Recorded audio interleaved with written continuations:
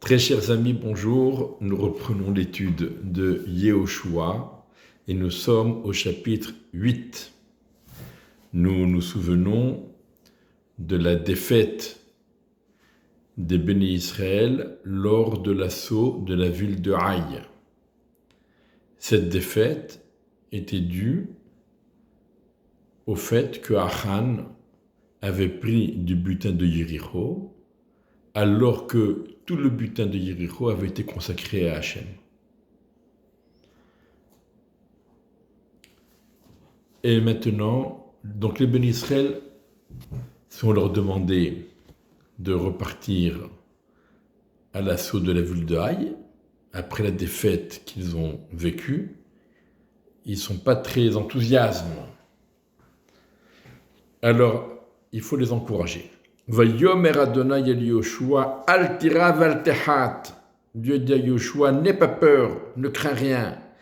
Car imecha et kol am milchama. Prends avec toi tout le peuple de la guerre, ça veut dire toute l'armée, pas uniquement 2000 ou 3000, comme les explorateurs avaient prétendu la dernière fois.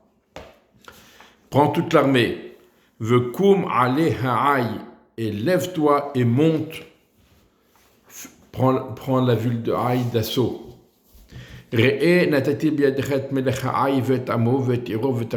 Vois, j'ai livré entre ta main le roi de Haï et son peuple et sa ville et sa terre.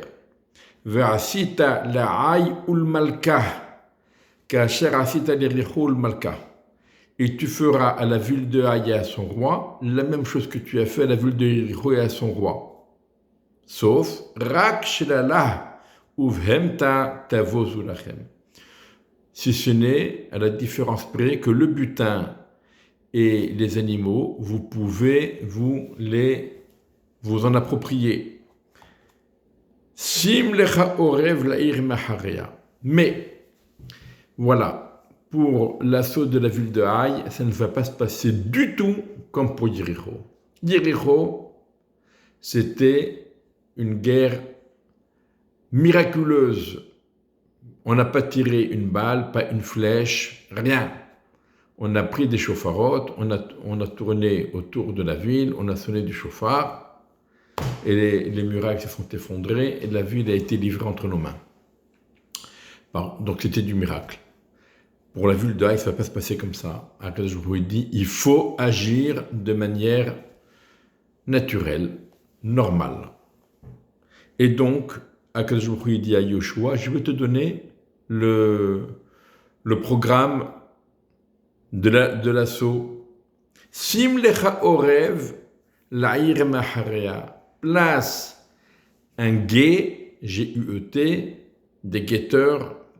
C'est pas uniquement des guetteurs, ça veut dire place une armée, un corps d'armée près de la ville, derrière elle.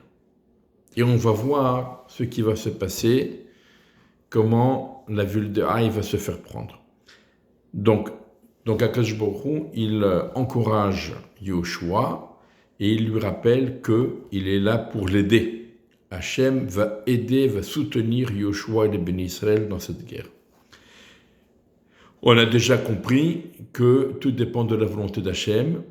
Même une petite ville d'apparence facile à conquérir, eh bien on peut tomber devant cette ville si Hachem ne veut pas qu'on la prenne, quelle que soit la raison. Et même une ville ultra fortifiée et ultra puissante comme l'était Yéricho, si Akadosh Baruch Hu veut nous la donner, il nous la donne même sans tirer une cartouche. Vaya comme Yoshua veut que l'armée Hamal à l'Otaï. Alors Yoshua s'est levé, ainsi que toute l'armée, pour monter sur la ville de Haï. Vayifra Yoshua shloshim elef ish giborei hayil vayishlachem laïla. Yoshua choisit 30 000, pas 3 000 ni 2 000, 30 000 valeureux soldats, et il les a envoyés de nuit. Vaïtsa votam les morts, il leur a ordonné et il leur a dit Réou, regardez, voici votre mission. Atem orvim la'ir mahare ha'ir. vous allez faire le guet sur la ville, derrière la ville. Al tachiku minair meod, ne vous éloignez pas trop de la ville. Veyitem kulechem nechonim, et vous serez tous prêts. Va'ani vechol am asheriti, Nikravelair et moi et toute l'armée qui sera avec moi, nous allons nous approcher de la ville, par devant. Ve'aya, ki yetz'u likratenu kasher barishona, et ce sera quand l'armée de la ville de Haï va sortir à notre rencontre, comme cela s'est passé pour la première fois, Venasmu lifnem, on va fuir devant eux. C'est un semblant de fuite. On va faire semblant de fuir devant eux. Veyat'u acharenu adatikenu otaminair. Et eux, ils vont sortir derrière nous et ils vont nous suivre jusqu'à ce que nous les aurons détachés de la ville. Ça veut dire on va fuir et on va s'éloigner de la ville et eux aussi vont s'éloigner donc de la ville, pensant que ça va se passer comme la fois précédente. Donc eux aussi vont s'éloigner de la ville et la ville va rester sans défense. Venasnu lifnem ki yomru, car ils vont dire Nassim lefenenu kashabarishena. Les soldats de Haï vont dire voilà les Juifs, ils sont en train de fuir comme la première fois. Venasnu lifnem, effectivement, nous allons fuir devant eux. Nous allons faire semblant de fuir. Ve'atem takumu meha orev ve'orashtem eta'ir. Et vous, à ce moment-là, vous allez vous lever du guet. Ve'orashtem eta'ir, et vous allez détruire la ville. Untanah Adonai Elohechem b'yetrem, et Dieu vous la livrera entre vos mains. Vaya ketov sechem eta'ir, et ce sera quand vous aurez pris la ville, vous vous serez emparé de la ville. Tatzitu eta'ir ba'esh, vous allez incendier la ville. Qui devra Adonai ta'asu, selon la parole de Dieu, ainsi vous agirez. Re'u tziviti etrem, voyez, je vous ai ordonné.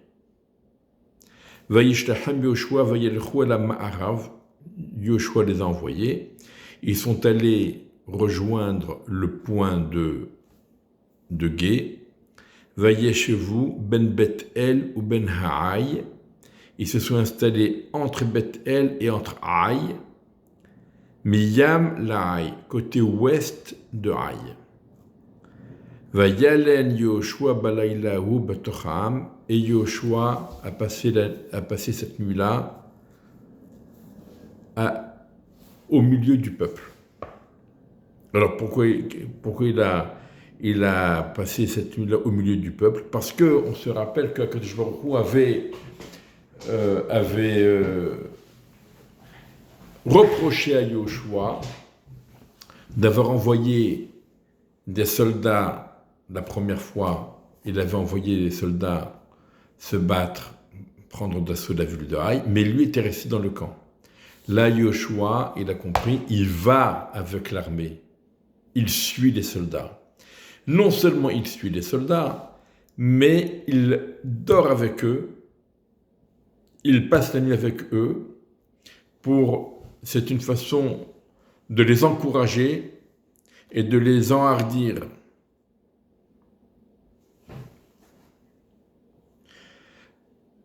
Alors, selon la Gemara, va Yalen Yehoshua. Alors, on verra ce passouk-là, on verra ça un peu plus loin. Alors, Vayashkem Yehoshua Baboker, Yehoshua s'est levé tôt le matin. Vayifkod et Ta'am, il a réveillé le peuple. Ça veut dire, il a recensé le peuple. Vaya'alhu v'zikli Israël ifneam ha'ay, et il est monté, lui, avec les sages d'Israël, devant le peuple, en direction de la ville de Haï. Donc, pas uniquement Yoshua accompagne l'armée, mais y compris tous les sages se sont joints à Yoshua pour accompagner les soldats dans cette bataille. C'était donc une façon de redonner du courage à tous les soldats. Et toute l'armée qui était avec lui donc sont montés. Ils s'approchèrent. Ils arrivèrent face à la ville. Ils campèrent côté nord de Haï. Benav ou Ben Haï. Et la vallée séparée entre le camp des Béni Israël et la ville de Haï.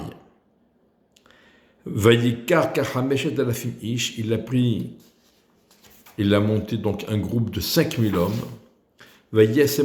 Orev ben Bet El ou ben Haï miyam Laï. Il les a placés en guet entre Bet El et Haï, à l'ouest de Haï. Donc c'est apparemment, c'est à part les 30 000 qui sont déjà positionnés, il a positionné encore un autre groupe, peut-être un peu plus proche, un autre groupe de 5000. Et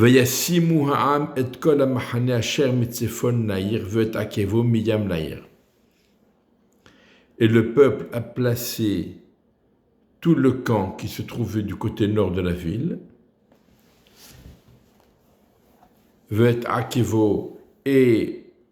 et son guet, donc le groupe des 5000, Miyam Laïr, du côté ouest de la ville.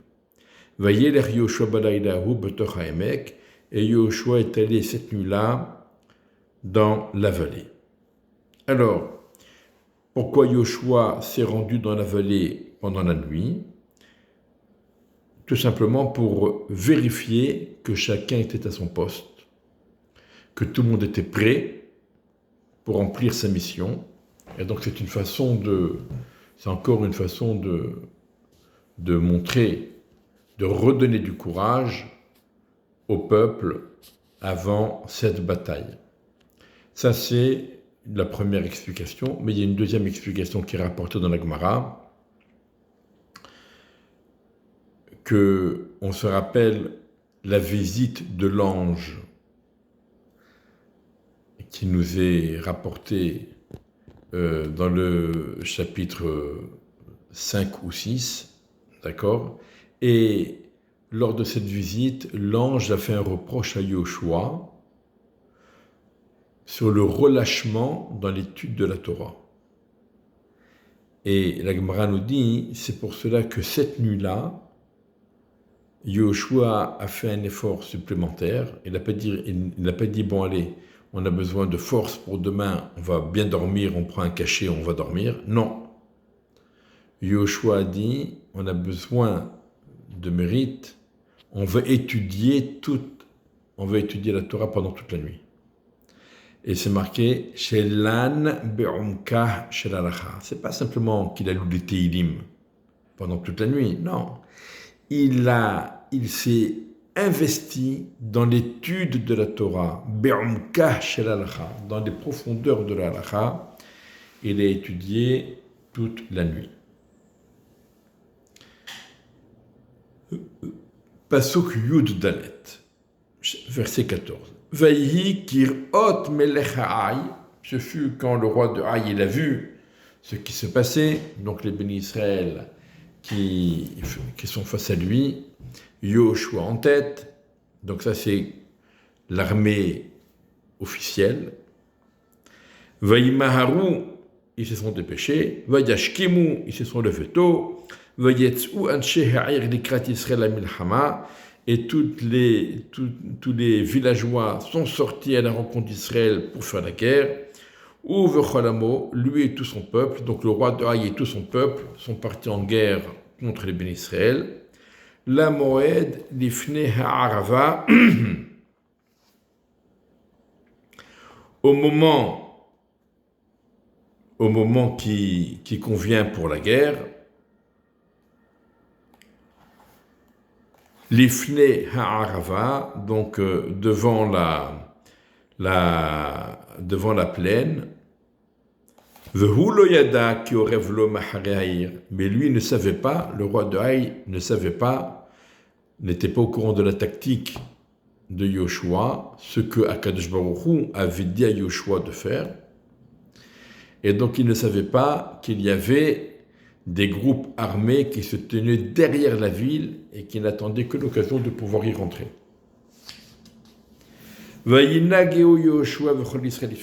Donc Yoshua et tout Israël, ça veut dire toute son armée, ont fait semblant d'être frappés. Et ils se sont fuis en prenant le chemin du désert.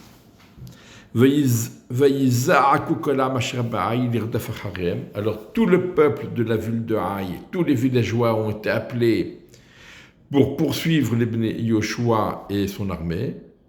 Ils ont poursuivi Yoshua et ils se sont éloignés, détachés, éloignés de la ville. Il n'est pas resté un seul homme dans les villes de Haï et de Beth-El qui ne soit pas sorti à la poursuite des bénis Israël. Ils ont abandonné la ville ouverte, et ils ont poursuivi les bénis Israël. Pasuk Yutret. Vayomer Adonai el Yoshua, Dieu dit à Yoshua, ne te bakidon asher biyatra el haï, ki biyadecha tenenna. Tends ta main, lève ta main avec la lance qui se trouve dans ta main vers la ville de Haï, car dans ta main je la livrerai. Vayet Yoshua bakidon asher biyado el haïr, et Yoshua a tendu la lance qui se trouve dans sa main en direction de la ville. Et donc, ça, c'était le signe qui a été donné aux soldats qui faisaient le guet derrière la ville. Donc, ces corps armés qui se tenaient à l'arrière de la ville se levèrent rapidement de leur endroit, de leur place. Ils ont couru lorsqu'ils ont vu que Yoshua a tendu sa main avec sa lance. Ils sont pénétrés dans la ville et ils s'en sont emparés. Ils se sont dépêchés et ils ont incendié la ville.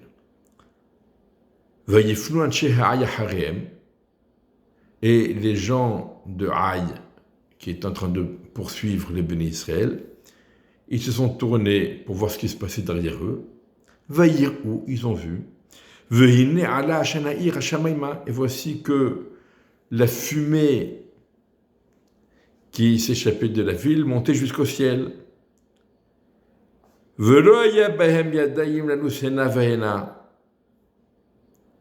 Et ils n'avaient pas où fuir par là ou par là. Ils étaient pris en tenaille.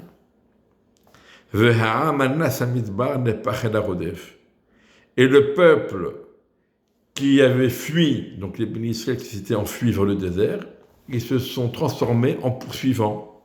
De poursuivis, les poursuivis sont devenus des poursuivants, et les poursuivants, ils n'ont pas où fuir, ils sont pris en tenaille, donc il n'y a rien à faire.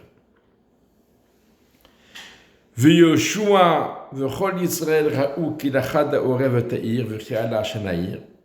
Yoshua et toute son armée ont vu que le corps du guet s'est emparé de la ville et que la fumée s'élève de la ville.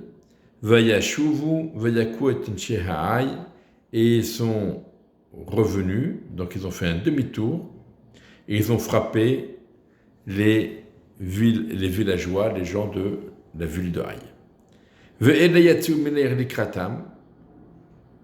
Et eux, ils étaient sortis de la ville à leur rencontre. Et donc ils se sont retrouvés en plein milieu entre le groupe du guet qui donc sortit de la ville. Après l'avoir incendiée, ils ressortent de la ville. Et il y a donc d'un côté, il y a le groupe de Yoshua qui avait fait semblant de fuir. De l'autre côté, il y avait le groupe armé qui a incendié la ville et qui quitte la ville maintenant. Et les gens de la ville d'Aï se trouvent au milieu en tenaille. Vayaku otam adbilti irlem sarid palit, ils les ont frappés jusqu'à ne pas laisser d'eux aucun rescapé. Ve'et melechai tafsuhai, le roi de Haï, ils l'ont attrapé vivant. Vayakrivu oto Yoshua, et ils l'approchèrent de Yoshua. Vayhi kechalot Yisrael la roget kol Yoshvi Haï basade Bamidbar Archer Dafumbo. Ce fut quand l'armée d'Israël a terminé de tuer tous les villageois de Haï dans le champ et dans le désert, là où il les avait poursuivis. Vayipelu kulam le fiharevatumam, ils sont tous tombés au fil de l'épée jusqu'au dernier. Vayashuvu kol Israël ha'ai, vayako otah le fiharev. Et les bénis Israël sont retournés à la ville de Haï et ils l'ont frappé à l'épée. Ce fut ceux qui ont succombé ce jour-là dans la ville de Haï, hommes et femmes, 12 000, tous les habitants de Haï. Yoshua n'avait pas baissé sa main qui tendait la lance, jusqu'à ce qu'il ait exterminé tous les habitants de Haï. Uniquement les animaux, le bétail et le butin de cette ville. Bazezou lahem Israël, les bénis Israël s'en sont accaparés. Kidvar Adonai asher tivat Yoshua, comme la parole d'Hachem que Hachem avait ordonné à Yoshua. Donc cette fois-ci, il n'y aura pas de chérem. Le butin est accordé au béné Israël. Vayisrof Yoshua et Haï, vayisimeat el olam shemama ad hayom hazeh. Yoshua a brûlé la ville de Haï. Il en a fait un décombre abandonné jusqu'à ce jour. Et le roi de Haï, il l'a pendu sur un arbre jusqu'au soir, et au moment du coucher du soleil, Yoshua a ordonné qu'on descende sa dépouille de l'arbre, ils l'ont jeté à la porte de la ville, et ils ont mis dessus un tas de pierres, Gadol, Gal Avanim Gadol, un grand tas de pierres, Ad Hayom hazeh, jusqu'à ce jour. Donc, la conquête de la ville de Haï s'est passée de façon tout à fait naturelle, sans avoir recours au miracle. On appréciera bien sûr la stratégie, qui a donné des idées ensuite, plusieurs siècles après, à de nombreuses armées. Alors, on remarque quand même quelques similitudes. De même qu'à l'époque de la première guerre des Béné Israël avec Amalek, à la sortie d'Égypte, après la traversée de Yamsouf, donc Moshe levait les bras au ciel, et tant que les bras de Moshe étaient levés, les Béné Israël gagnaient, et si Moshe Rabbeinu baissait les bras, eh bien, les Béné Israël perdaient. Ici aussi, c'est marqué donc que Yoshua a tenu la main qui brandissait la lance, il l'a tenue levée durant tout le combat. Donc ça nous rappelle les mains de Moshe qui étaient levées vers le ciel, vers HaKadosh Baruch Hu, et là aussi, Yoshua brandit sa main avec sa lance durant tout le combat. La Gemara nous dit, c'est pas les mains qui faisaient la guerre, mais tant que les mains étaient debout, étaient levées, les bénis Israël imploraient la miséricorde de Dieu et se soumettaient à Dieu. Et c'est par ce mérite-là qu'ils étaient gagnants, qu'ils étaient vainqueurs. Ici aussi, tant que Yoshua brandit sa main avec sa lance, donc les bénis Israël prient Hachem, se soumettent à Hachem et ils sont vainqueurs. Mais il y a quand même une différence. C'est que Moshe, il tenait le maté, le bâton, alors que Yoshua tient une lance, qui est une arme. Et là, il y a une différence extraordinaire, c'est que le maté symbolise le miracle, alors que la lance symbolise une arme conventionnelle, et donc sans miracle. Et donc c'est ça qui est extraordinaire, c'est que non seulement quand on espère au miracle, évidemment qu'on va se soumettre à Hachem, notre foi et notre confiance en Hachem, mais même quand on utilise des artifices conventionnels comme les armes, là encore, on doit, et peut-être plus encore, parce que c'est moins évident, on doit se subordonner et se soumettre à Hachem et prendre conscience que tout dépend de la volonté d'Hachem. Alors,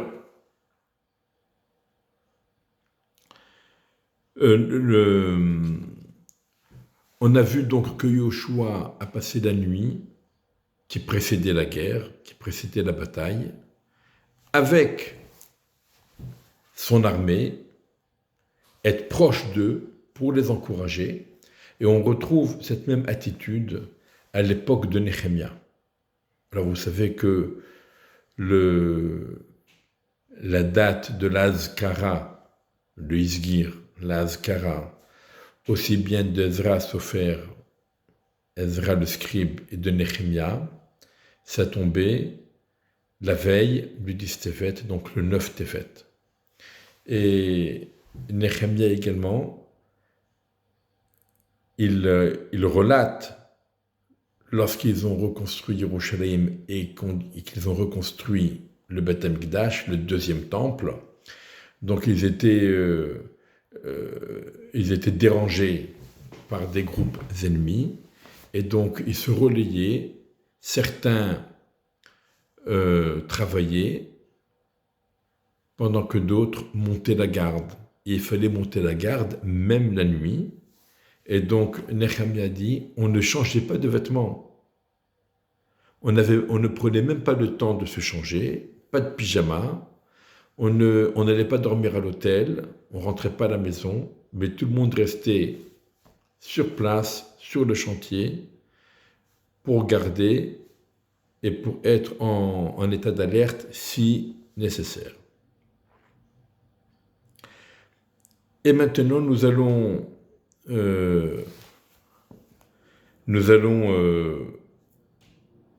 la fin du Pérec. Cela n'a plus rien à voir avec la guerre, ni de Yéricho, ni de Haï, ni aucune guerre. Non seulement cela n'a rien à voir, mais en plus, c'est pas sa place. De quoi on parle? Alors, voilà. On y va. Verset 30.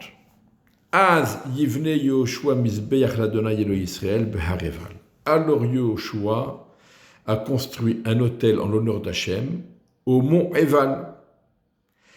Ka'asher tziva Moshe eved Adonai et bnei Yisrael, comme Moshe le serviteur d'Hachem l'avait ordonné au béni Israël.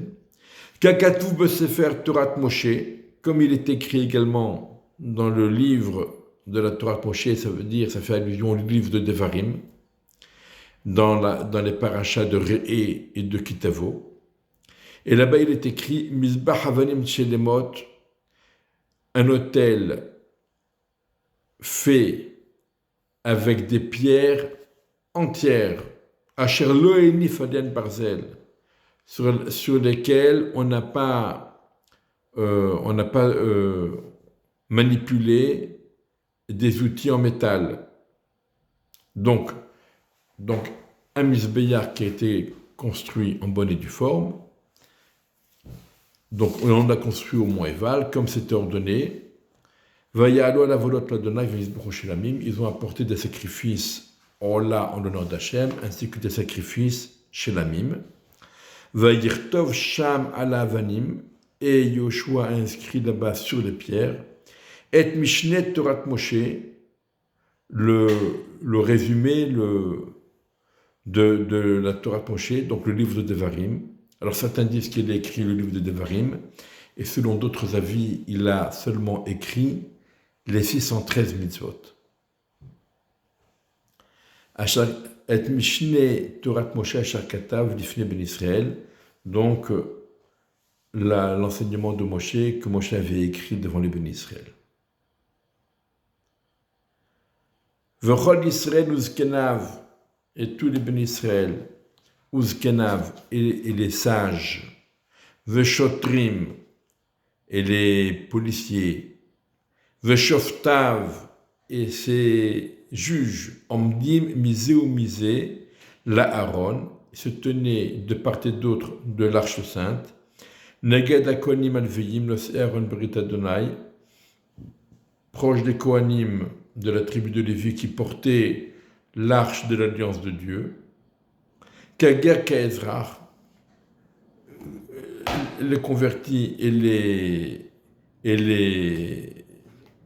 résidents, Chetzio el Moular Gerizim, la moitié du peuple était positionnée face au mont Gerizim, Vachetio el Moular Eval, et l'autre moitié était positionnée face au mont Eval, Kaasher Tzeva Moshe Eved Adonai levarech et Am Yisrael Barishona, et donc ils ont fait comme Moshe, le serviteur d'Hachem, avait ordonné de bénir le peuple d'Israël en premier lieu. Donc d'abord les bénédictions et après ce qu'on appelle les malédictions.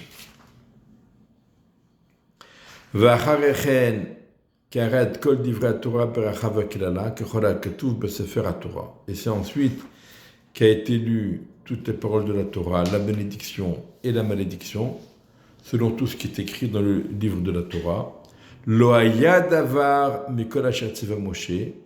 Il n'y avait rien de ce que Moshe avait ordonné. Asher lo kera Yoshua neged kol kal Israël ve'anashim ve'atav ve'ager oler bikirbam. Donc rien de tout ce que Moshe avait ordonné n'a été oublié. Yoshua a tout lu face à l'assemblée d'Israël, avec les femmes, les enfants et les étrangers qui se sont joints au béni Israël et qui allaient avec les béni Israël. Donc ici nous avons donc ce passage qui a eu lieu le 10 Nissan, le jour même de la traversée du Yarden. Donc bien avant les conquêtes de Yéricho et de Haï, le 10 Nissan.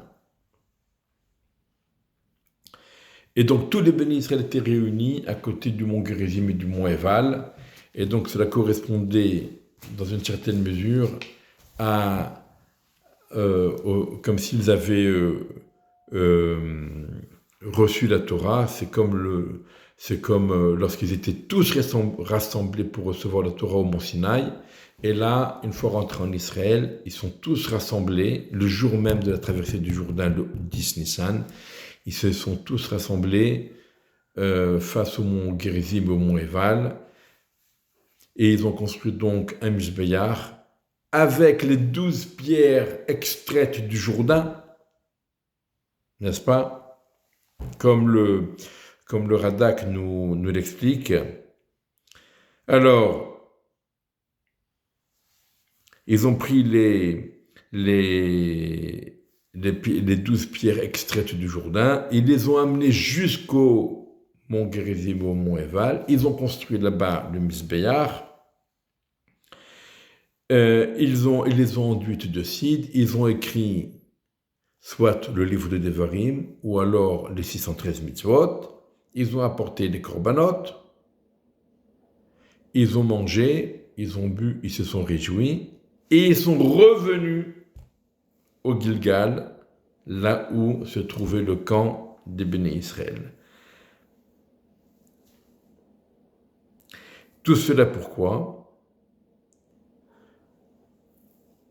Pour nous dire que notre droit à Eretz Israël dépend de notre acceptation de la Torah, de notre soumission, de notre foi, de notre confiance en Hachem.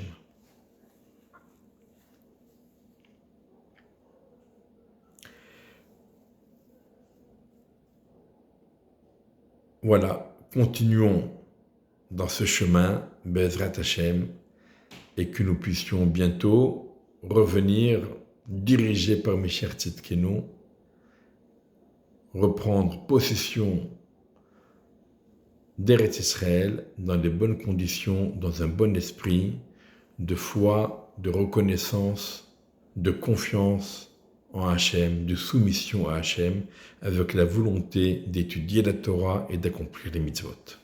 À bientôt.